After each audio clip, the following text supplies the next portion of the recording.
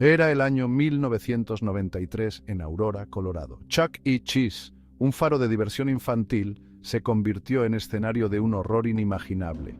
4 vidas inocentes fueron apagadas, dejando a una comunidad marcada y a una nación en estado de shock. Esta es la historia de la masacre de Chuck E. Cheese, una tragedia que continúa atormentando a aquellos que fueron tocados por su oscuridad.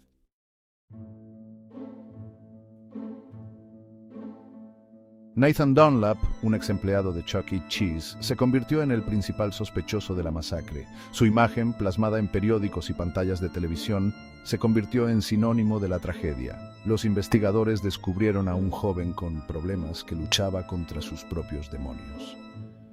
Su despido del restaurante se convirtió en un momento crucial en su descenso a la oscuridad.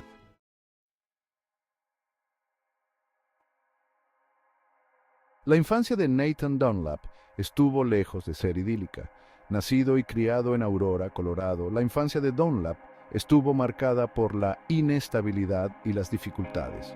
La escuela ofrecía poco consuelo para Dunlap, quien tenía dificultades académicas y le resultaba difícil conectar con sus compañeros. A medida que Dunlap crecía, sus problemas de conducta se intensificaban, involucrándose en pequeños robos y vandalismo. Dunlap, hambriento de estabilidad y modelos a seguir positivos, se encontraba cada vez más aislado y perdido.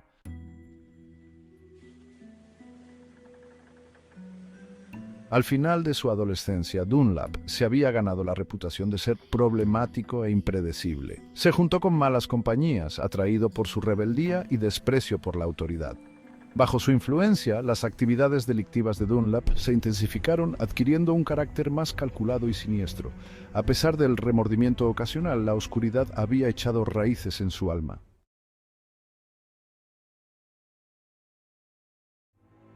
En un intento desesperado por cambiar su vida, Nathan Dunlap aceptó un trabajo en Chuck E. Cheese. Sin embargo, su tiempo en el restaurante no sería un punto de inflexión positivo. Dunlap luchaba por adaptarse a las exigencias del trabajo y su resentimiento se agudizaba con cada día que pasaba. El despido de Nathan Dunlap de Chuck E. Cheese desató una tormenta de ira en su interior. En su mente retorcida, la venganza se convirtió en su única obsesión.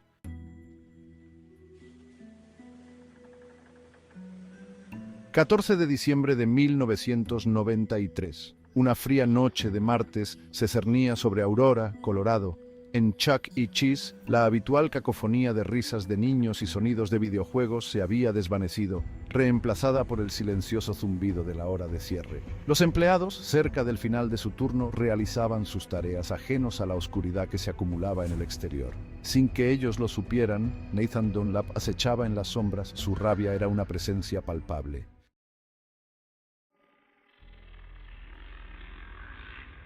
A medida que pasaban los minutos, los empleados de Chuck E. Cheese terminaban sus tareas de cierre.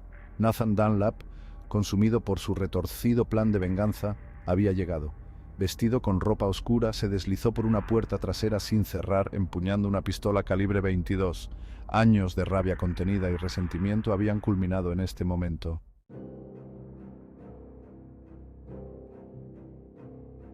El primer disparo rompió el silencio, una explosión ensordecedora que resonó por el restaurante casi vacío. Sylvia Crowell, sobresaltada por el repentino ruido, se giró justo a tiempo para ver una figura emerger de las sombras. Antes de que pudiera reaccionar, Dunlap abrió fuego, alcanzando a Sylvia en el pecho. Ben Grant, alertado por el disparo, levantó la vista del mostrador de premios con el rostro desencajado.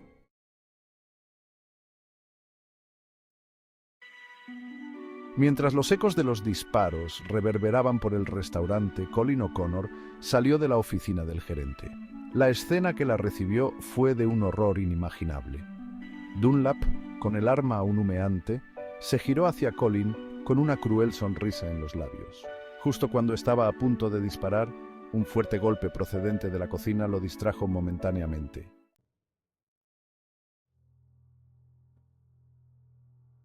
Mientras Colin O'Connor huía en la noche, Nathan Dunlap dirigió su atención hacia el origen del ruido de la cocina. Allí encontró a Bobby Stephens armado con un cuchillo grande. Dunlap disparó, alcanzando a Bobby en la mandíbula, pero Bobby logró arrebatarle el arma de un golpe. A pesar de sus heridas, Bobby corrió hacia la puerta trasera, escapando a la noche. Dunlap, frustrado pero con su sed de sangre saciada, agarró el dinero de la caja registradora y huyó a la noche.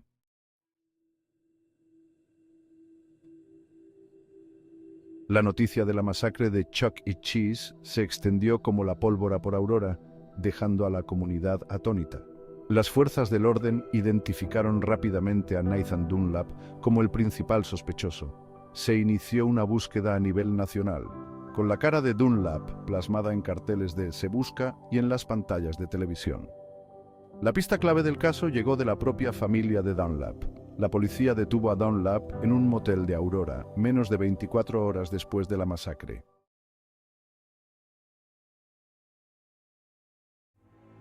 El juicio de Nathan Dunlap se convirtió en uno de los eventos más mediáticos y emotivos de la historia de Colorado. Los ojos del país se volvieron hacia la sala del Tribunal del Condado de Arapahoe, donde Dunlap enfrentaba 4 cargos de asesinato en primer grado, entre otros. La fiscalía, liderada por el decidido fiscal de distrito, buscaba la pena de muerte, argumentando que las acciones de Dunlap fueron premeditadas y atroces. La fiscalía presentó un caso convincente, reconstruyendo meticulosamente los hechos de aquella fatídica noche. Llamaron a testigos presenciales, entre ellos un afectado pero resuelto Bobby Stephens, que ofreció un escalofriante testimonio sobre el comportamiento de Dunlap y la brutalidad de sus actos. Los expertos forenses testificaron sobre las abrumadoras pruebas que relacionaban a Dunlap con la escena del crimen. El equipo de la defensa, enfrentado a una montaña de pruebas contra su cliente, se centró en salvarle la vida. Argumentaron que Dunlap sufría una enfermedad mental, alegando que su problemática infancia y su historial de inestabilidad emocional le habían llevado a cometer los asesinatos. Pintaron la imagen de un joven profundamente perturbado, incapaz de comprender las consecuencias de sus actos. A lo largo del juicio, Dunlap siguió siendo un enigma con una expresión vacía e ilegible. Mostró poco remordimiento por sus crímenes, y su silencio decía mucho a las familias de las víctimas, que permanecían estoicamente sentadas en la sala, con el dolor grabado en sus rostros.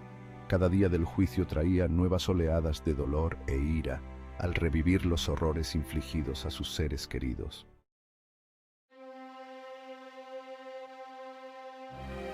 Sección 3. Veredicto y secuelas.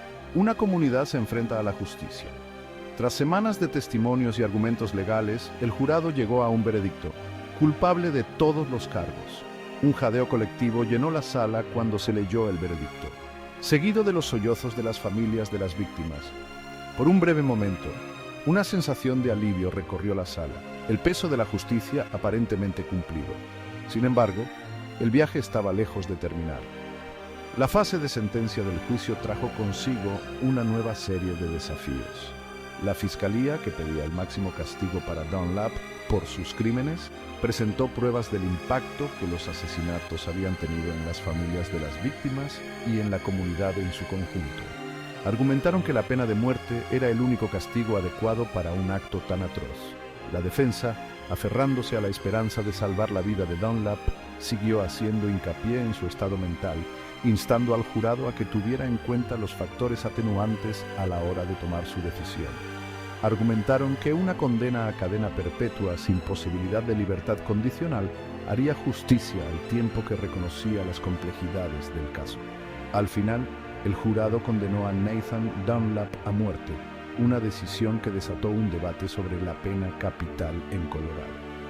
El caso de Dunlap se convirtió en un pararrayos para las discusiones sobre la enfermedad mental, la justicia penal y la moralidad de la pena de muerte. El debate se intensificó, dividiendo a familias, comunidades e incluso al país.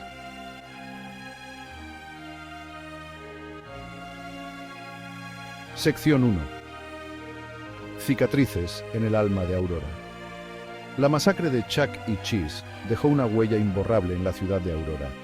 Lo que antes era un símbolo de alegría infantil y entretenimiento familiar, se convirtió en un escalofriante recordatorio de la oscuridad que puede acechar en los lugares más inesperados. El propio restaurante, con su fachada de colores brillantes convertida ahora en un doloroso recuerdo, permaneció vacío durante años, un silencioso testimonio de la tragedia que se había desarrollado entre sus muros. El impacto de la masacre se extendió mucho más allá de las inmediaciones del restaurante. Las ondas expansivas del dolor y el miedo reverberaron por toda la comunidad, dejando una sensación de vulnerabilidad perdurable. Los padres, antes acostumbrados a dejar a sus hijos en Chuck E. Cheese para que pasaran una tarde de diversión, ahora se enfrentaban a una nueva ansiedad, con su sensación de seguridad hecha añicos. Las familias de las víctimas, con sus vidas irrevocablemente alteradas aquella noche de diciembre, se enfrentaron a la desalentadora tarea de reconstruir sus vidas en medio de una pérdida inimaginable.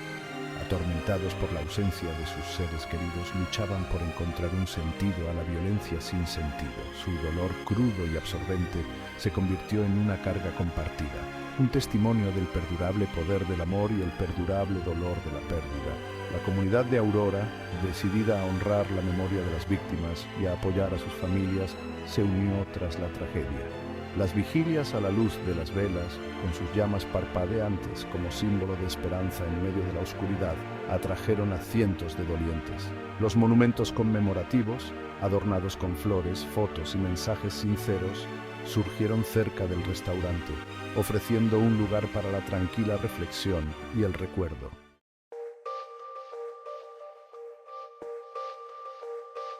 Sección 2.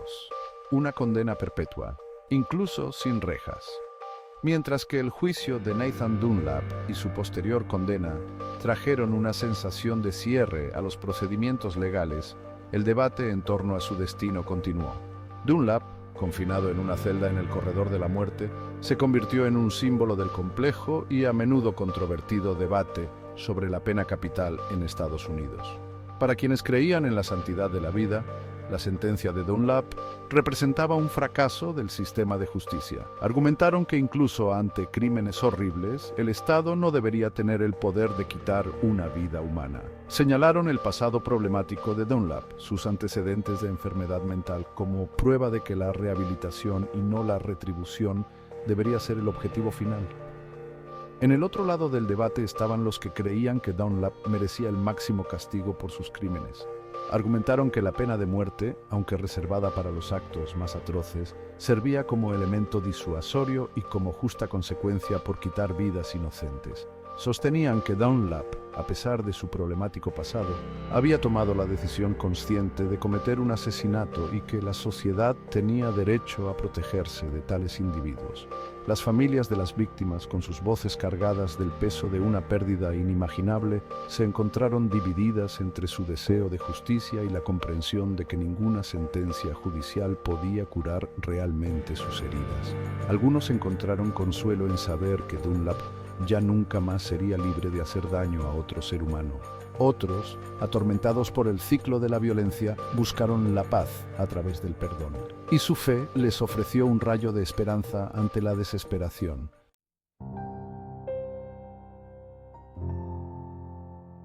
Sección 1. Ecos de la tragedia, susurros de esperanza. La masacre de Chuck E. Cheese es un escalofriante recordatorio de la oscuridad que puede penetrar incluso en los espacios aparentemente más seguros y alegres. La pérdida de Sylvia Crowell, Ben Grant, Colin O'Connor y Marge Kohlberg, cuyas vidas fueron truncadas trágicamente. La resiliencia de la comunidad de Aurora, su inquebrantable apoyo a las familias de las víctimas y su compromiso de honrar la memoria de los fallecidos. Los innumerables actos de bondad hacia sus familias sirven como poderosos recordatorios de que incluso ante una tragedia indescriptible, el amor, la compasión y la inquebrantable creencia en un futuro mejor pueden prevalecer.